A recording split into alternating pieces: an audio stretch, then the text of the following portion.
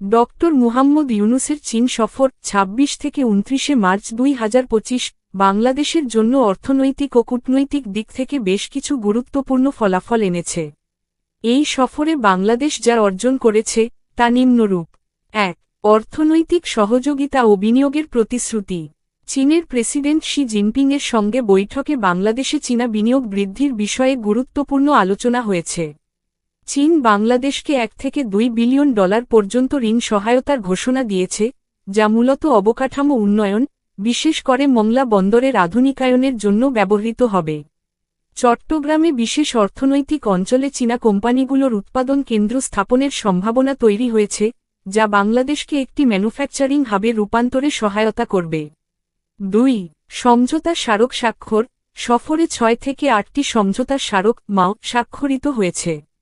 এর মধ্যে রয়েছে মানব সম্পদ উন্নয়ন, অর্থনৈতিক ও কারিগরি সহায়তা, সংস্কৃতি, ক্রীড়া এবং গণমাধ্যমে সহযোগিতা। এগুলো দুই দেশের সম্পর্ককে আরও গভীর করবে। ৩. স্বাস্থ্য খাতে সহযোগিতা। চীন বাংলাদেশকে $138 মিলিয়ন স্বাস্থ্যসেবা অনুদান দিয়েছে। এছাড়া বাংলাদেশে চীনা হাসপাতাল চেইনের যৌথ বিনিয়োগের বিষয়ে আলোচনা হয়েছে, যা স্বাস্থ্যসেবার মান উন্নত করতে সহায়ক হবে। ৪. কূটনৈতিক সম্পর্কের মাইলফলক। এই সফর দুই দেশের ৫০ বছরের কূটনৈতিক সম্পর্কের একটি গুরুত্বপূর্ণ মাইলফলক হিসেবে বিবেচিত হয়েছে।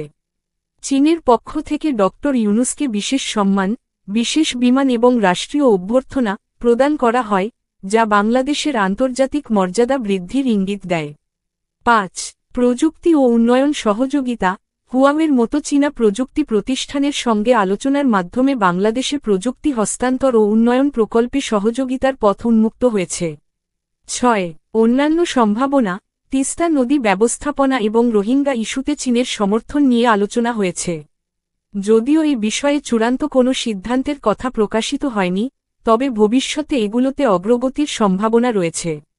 সারসংক্ষেপ: ইউনূসের এই সফর বাংলাদেশের জন্য অর্থনৈতিক স্থিতিশীলতা, বিনিয়োগ এবং কর্মসংস্থান সৃষ্টির পথ প্রশস্ত করেছে।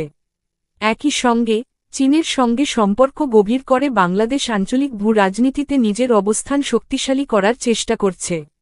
তবে ঋণের সুদের হার কমানো বা মুক্ত বাণিজ্য চুক্তির মতো কিছু বিষয়ে উল্লেখযোগ্য অগ্রগতির তথ্য এখনও স্পষ্ট নয়।